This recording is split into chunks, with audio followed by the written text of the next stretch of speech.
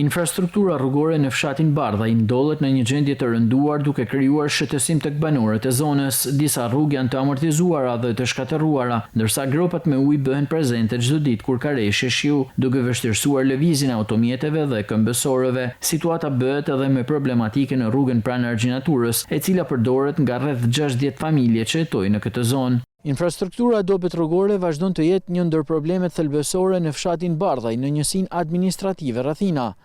Shumë rrugë në këtë fshat janë thuajse të pakalueshme, sidomos në kohë me shi.